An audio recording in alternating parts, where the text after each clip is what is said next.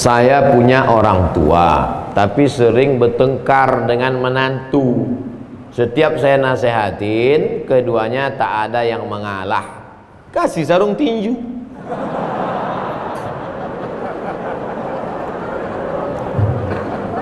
Bagaimana caranya supaya orang tua saya dan menantunya itu bisa akur kembali tanpa menyakiti keduanya, Pak Ustadz? Arisan keluarga, undang ustadz. Ustadz yang lembut, jangan ustadz yang keras kasar macam saya yang lembut. Ibu, bapak, lembut, baik. Nah, kasih tahu dia tentang bahayanya ini segala macam. Nanti dia yang ceramah. Bahannya dari bapak, tapi lidahnya yang dipakai lidah ustadz. Nah, gitu. Kalau saya nggak bisa, karena saya pernah dipakai gitu sama ketua masjid. Bahannya dari ketua masjid, pakai lidah saya. Siapa yang meminta sedekahnya kembali, maka dia seperti anjing yang menjilat muntahnya. Karena masukan dari ketua masjid, ini ada sedekah yang diminta kembali. Jadi saya sampaikan begitu. Setelah selesai acara, mohon maaf Pak Ustadz, yang disindir nggak datang gitu. Jadi sejak itu saya nggak mau nyindir-nyindir, itu nggak mau. Kalau ada to the point, mana orangnya gitu. Ya, tapi kalau untuk ini nggak bisa. Jadi adik-adikku sekalian, walaupun udah ngaji, nggak bisa menceramahi dia, karena orang tua itu tidak pernah melihat kita ini besar. Ibu melihat anak ibu walaupun udah kuliah, dia tetaplah anak kecil yang umur 2 tahun belajar berjalan. Gak pernah kita melihat anak-anak itu dewasa. Makanya kalau ada anak yang ngomong, saya ini udah dewasa mama. Enggak, kamu anakku. Gak pernah dewasa dia. Maka pakai lidah ustadz tadi, masalah warisan. Jadi jangan lagi acara arisan keluarga itu cekakak cekiki, foto nggak tentu arah. Kita udah selesai dengan itu, tapi fotonya tetap, silaturahimnya tetap, tapi diisi dengan apa target yang mau dicapai dari silaturahim itu. Sehingga bergizilah ceramah-ceramah arisan-arisan keluarga, pertemuan bulanan, anak-anak menantu, pertemuan bulanan bulan September tentang harta warisan. Ramai yang datang. Pertemuan arisan bulan Oktober tentang ini. Nah, masukkan pesan ini. Nah, insya Allah. Setelah itu jangan lupa doa. Nanti Pak Ustadz, Pak Kiai Habib mendoakan. Habib tolong bacakan air ini. Dibacakannya air, masuklah doa itu ke dalam air, berubah molekul-molekul air itu menjadi cahaya, lalu diminum oleh mereka, masuk ke dalam darahnya, masuk ke dalam jantungnya. Jantungnya yang tadi terbakar dingin, sejuk. Dari jantung naik ke otak, otaknya yang dari tadi tegang tenang. Berapa banyak orang yang nggak mati-mati sakaratul maut, pas dikasih air mati langsung. Ketenangan. Nah, jadi yang meneliti itu malah orang Jepang, bukan orang Arab, bukan orang Islam. Diteliti mereka air yang dibacakan doa, dipanggil tokoh-tokoh agama, air yang paling bening, paling bercahaya, yang dibacakan oleh ulama dari kalangan umat Islam. Allahu Akbar. Molekul-molekul cahaya. Oleh sebab itu doa. Ada nggak ini Pak Ustadz dalilnya zaman Nabi dibacakan air? Ada. Sahabat Nabi datang lapor, ya Rasulullah, ya aku dapat kambing 30 ekor, halal apa enggak ini kambingnya? Kok bisa dapat kambing dari mana? Di kampung itu ada orang gila, minta doa. Lalu ku baca Al-Fatihah, menahan air liur banyak-banyak. Setelah itu ku ludah gitu dia, sehat. Dikasih kambing, kambingnya halal apa enggak? Itulah dalil ruqyah. Ruqyah membacakan ayat-ayat ke air atau langsung ke telinga. Mana tahu dia dirasuki jin dan setan. Itu ada darah di jantung itu. Di dalam jantung itu. Ibu bapak nanti kalau motong ayam, coba belah jantung ayam itu. itu ada darah menggumpal di dalam. Darah yang menggumpal di dalam itulah yang dinaikkan oleh setan. Dinaikkan oleh setan. Kalau dia mendidih ke atas, namanya marah. Kalau dia tidak meledak ke atas, tertahan ke dalam, namanya sedih. Misalnya kita lagi berdiri, tiba-tiba kaki kita diinjak sama orang, kita marah, mendidih darah itu marah. Tapi pas mau membalas, rupanya dia tentara.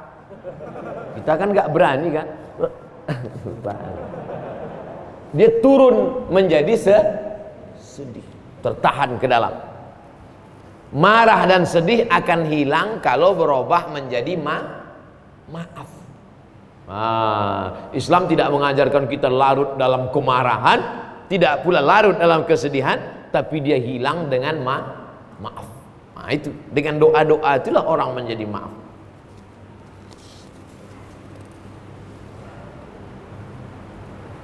Saya diberi seorang anak, istri saya mengandung, sekarang masuk 7 bulan. Apa amalan afdal untuk saya sebagai suami untuk kebaikan kandungan? Perempuan yang sedang hamil itu hatinya risau, takut nanti melahirkan susah, takut nanti sesar, takut diganggu jin. Maka hatinya tenang dengan zikir, banyak-banyak sholawat. Allahumma sholli ala sayyidina Muhammad wa ala ali sayyidina Muhammad. Allahumma sholli ala sayyidina Muhammad wa ala ali sayyidina Muhammad. Makanya Pak Kiai selalu nyuruh, gimana nih Pak Kiai, istri saya hamil, baca surat Yusuf supaya hatinya tenang. Padahal tujuan Pak Kiai baca surat Yusuf supaya hatinya tenang dan anaknya soleh, tidak mau berzina seperti Nabi Yusuf. Cuman kadang ibu hamil ini salah sangka, disangkanya anaknya ganteng macam Nabi Yusuf. Pas lahir hitam, komplain. Pak Kiai, iki anaknya ireng piye iki? Pak Kiai orangnya sabar, nggak marah. Bojone ndi? Pas dia bojo, iki podo.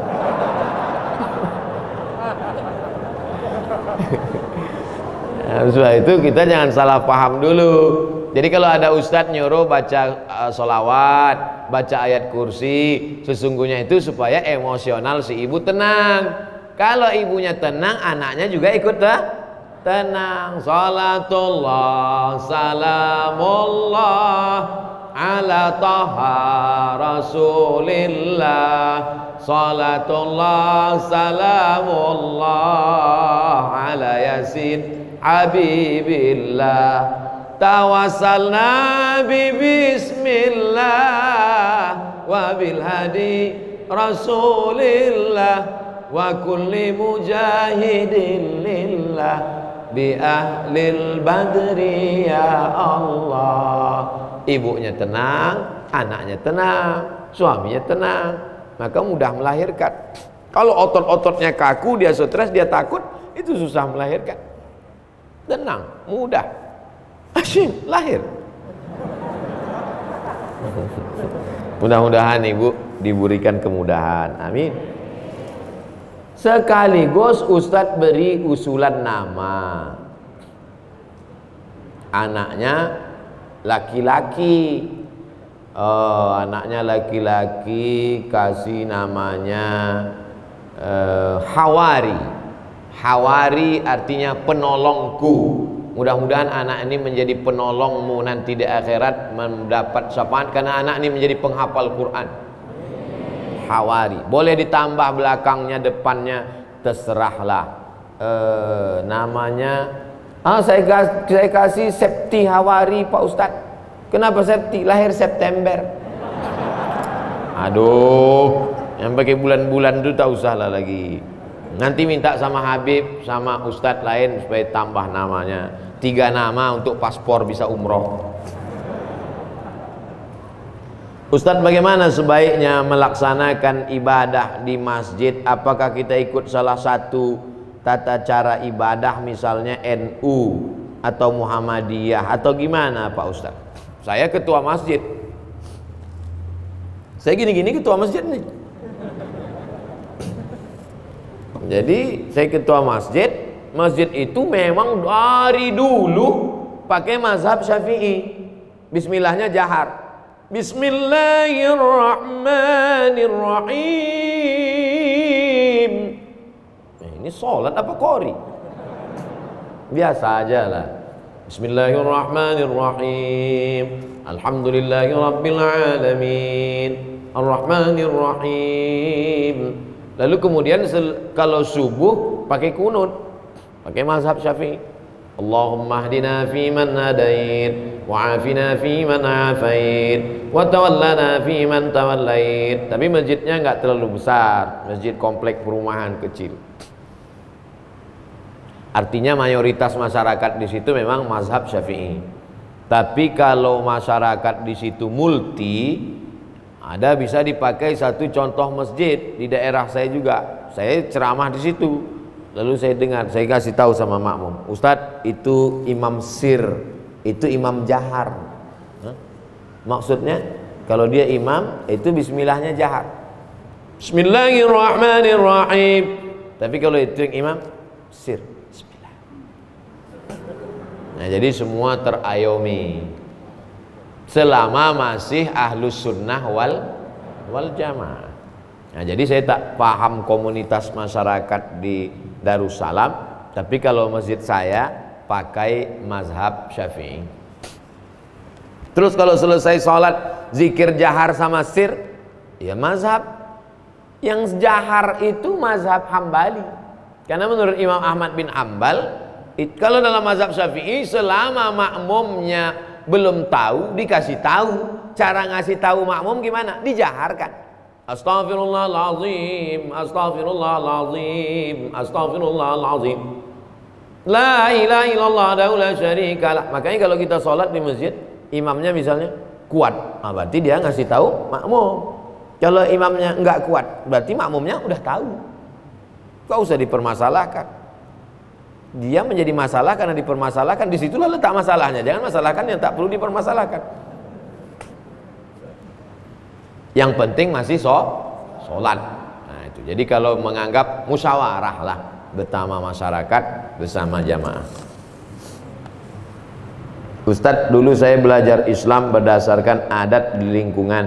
Karena tidak ada ilmu, sedikit demi sedikit hijrah menurut sunnah Nabi. Belajar bagaimana ketika ketidaktahuan ilmu dahulu. Allah semoga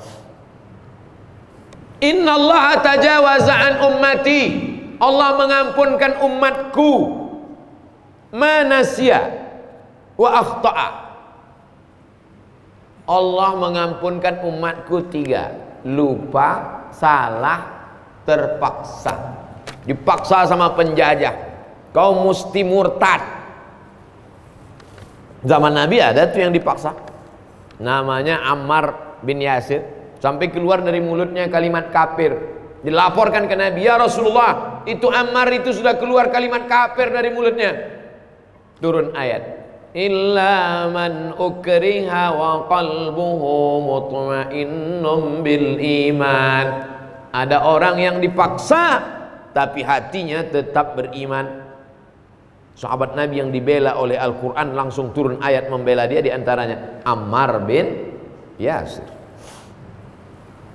Supaya tak putus silaturahim, bolehkah saya masih hadir dalam acara pengajian 7 bulanan, 4 bulanan dan selamatan? Orang hamil istrinya, hamil itu nikmat atau enggak nikmat? Tengok dulu udah nikah apa belum.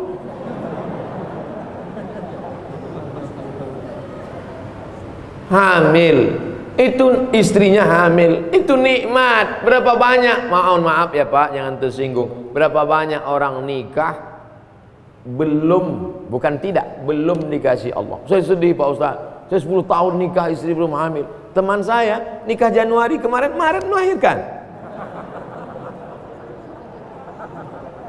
Wa amma bi ni'mati rabbika fahaddits. Nikmat Allah syukuri. Bagaimana cara mensyukurinya? La in syakartum la azidannakum. Syukur, undang kenduri. Kalau kami di Riau namanya kenduri. Rupanya di sini selamatan. Datang ya, selamatan. Kenapa disebut selamatan? Karena memang doanya Allahumma inna nas'aluka selamatan, salamatan fiddin. Semoga kelahirannya anaknya selamat, jauh dari penyakit. Nah, jadi kalau dia doa selamatan ya nggak salah, berdoa menyelamatkan supaya selamat. Lalu kemudian apa tadi yang ditanya? Selamatan. Ya selamatan, apa salahnya selamatan? Yang tak boleh itu kalau di dalamnya ada unsur syirik, menduakan Allah, meminta kepada selain Allah, la ilaha illallah, qul huwallahu ahad. Nah itu dalam Islam. Berdoanya kepada Allah ya nggak apa-apa. Tapi kalau berdoanya kepada Nyi Blorong, nah itu nggak boleh. Ustadz, saya pengen didoakan memiliki keturunan. Rabbi la tazarni fardan wa anta khairul warisin. Saya ulang 3 kali. Rabbi, ya Tuhanku, la tazarni fardan. Jangan kau biarkan aku tak ada keturunan. Fardan, tak ada keturunan. Wa anta khairul warisin. Engkau sebaik-baik pemberi waris. Doa Nabi Zakaria. Lama tak punya anak, akhirnya dapat anak Yahya. Rabbi la tazarni fardan wa anta khairul warisin. Doa, banyak-banyak baca doa. Berapa kali Pak Ustadz? Sebanyak-banyaknya. Jadi kalau mau dibaca 10 kali, 30 kali, 40 kali, 100 kali, baik. Sholawat. Saya ketemu dengan bapak-bapak sudah nikah sekian belas tahun gak punya anak. Setelah umur 40 punya anak. Saya tanya, gimana ceritanya? Semua udah kami coba Pak Ustadz. Bayi tabung macam-macam, dari yang 9 kilo sampai tak ada yang berhasil. Terus gimana terakhir? Yang buat berhasil ini terakhir setelah kami nggak pakai apapun, cuman nazar. Saya bernazar kalau anak ini lahir nanti saya masukkan ke pesantren. Sulit apa hubungan pesantren sama anak? Kalau orang bertauhid mudah saja. Innama amruhu iza arada syai'an ayakula lahu kun fayakun. Karena niat dia baik, maka anak itu lalu kemudian nanti anak itu akan dimasukkan ke pesantren. Mudah-mudahan anaknya betah Pak Ustadz. Amin.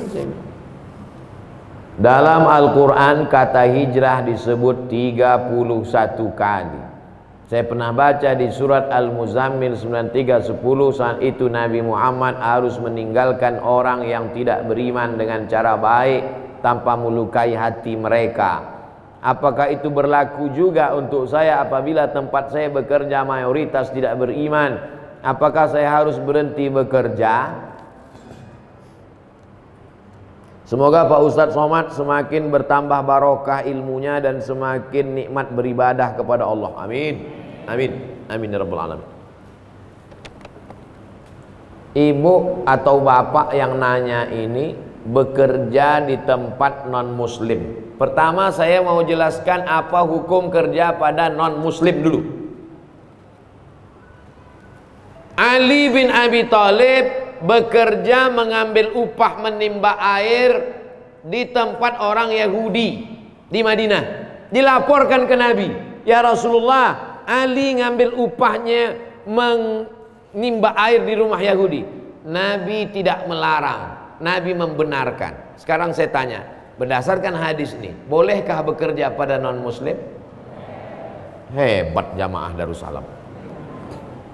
Dia bisa jawab sendiri. Yang penting kasih aja dalilnya. Bekerja kepada non muslim hukum asalnya boleh. Tapi dikhawatirkan akan terpengaruh akidah, simbol-simbol pada hari-hari perayaan, dikhawatirkan. Sementara ada 2 kesempatan. Bekerja di sini gajinya ya agak-agak di bawah itu 5% lah. Maka selamatkan akidah muamalah. Tapi kita tidak dibenarkan memusuhi orang karena berbeda agama. Lakum dinukum waliyadin. Jadi hukum asalnya tidak apa-apa. Nabi hijrah itu karena tidak bisa menerapkan ajaran Islam secara kafah di Makkah, maka hijrah ke Madinah.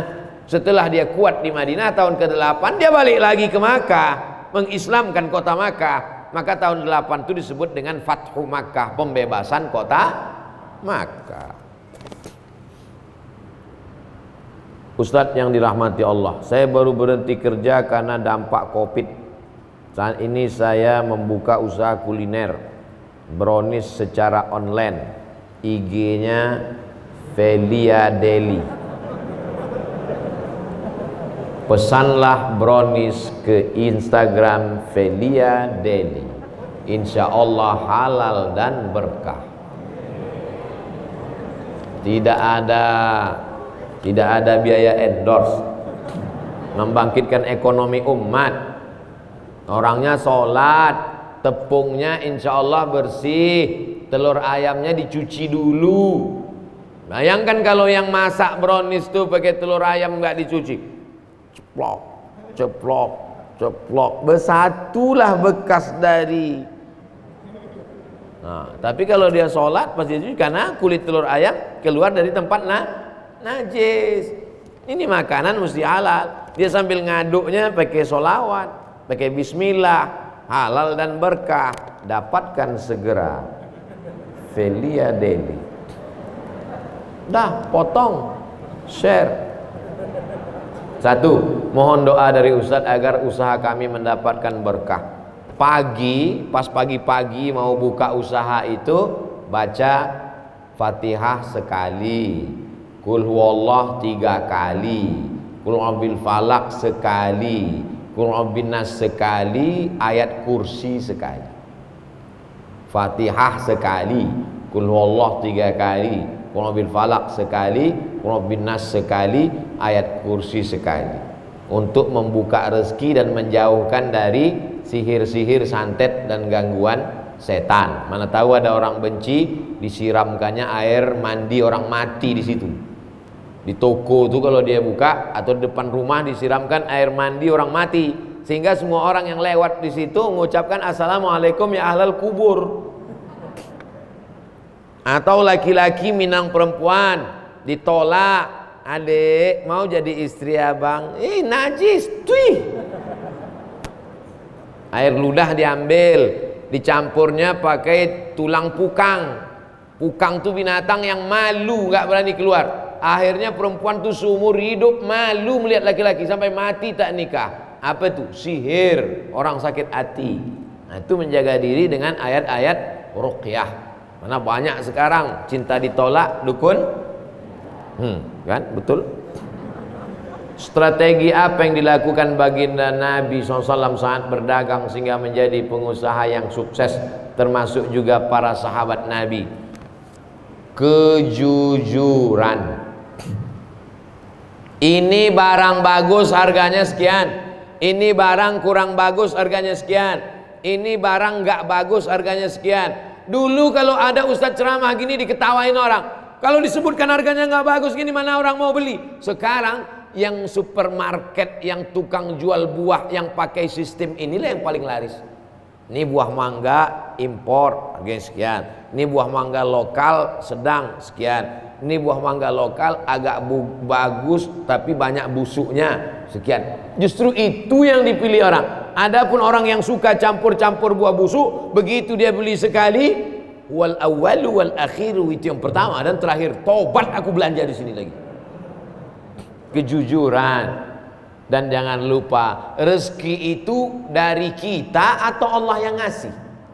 Allah yang ngasih. Maka mintanya kepada makhluk atau kepada Allah? Pada Allah.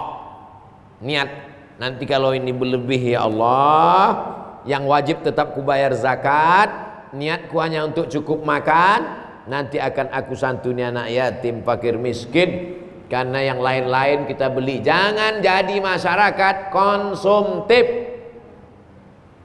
Beli jaket sampai 100 juta, beli topi sampai 12 juta. Ustadz Somad kemarin topi Ustadz harganya 12 juta. Peci saya dibeli orang 12 juta. Dilelang untuk bangun pesantren. Peci 12 juta, topi UAS 5 juta. Saya pakai jaket batik tulisan UAS 270 juta. Habis semua membangun pesantren di Jambi. Pesantren orang Jambi. Habis itu saya bisik ke panitia, jangan sampai dibelinya pula celana saya ini. Takut saya pulang tak bercelana. Hebat masyarakat nih bersedekahnya sekarang. Mudah-mudahan Bapak Ibu usahanya lancar. Mohon izin Ustadz, bagaimana saya dapat memberikan saya tak usah oleh-oleh. Saya makan tak banyak, saya minum tak banyak, makan tak banyak, tidur banyak. Jalan tadi tidur sudah. Jadi kalau ada niat oleh-oleh untuk saya, udah saya terima. Bukan saya tolak, udah saya terima. Jual lagi, buat di situ brownies Ustadz Somad, lelang. Share foto. Lelang, duitnya ambillah untuk anak yatim, fakir miskin dan lain. Habis 90 menit standar, 60 menit ceramah, tanya jawab 30 menit. Kita tutup dengan baca doa. Astaghfirullahalazim, astaghfirullahalazim, astaghfirullahalazim alladzi la ilaha illa huwal hayyul qayyum wa atubu ilaih. Ala hadhihi niyah, untuk niat yang baik-baik. Al-Fatihah. A'udzubillahi minasyaitonir rajim. Bismillahirrahmanirrahim. Alhamdulillahirabbil alamin arrahmanir rahim maliki yaumiddin. Iyyaka na'budu wa iyyaka nasta'in ihdinas siratal mustaqim. Siratal ladzina an'amta 'alaihim ghairil maghdubi 'alaihim waladdallin. Amin. Allahumma shalli ala sayyidina Muhammad wa ala ali sayyidina Muhammad.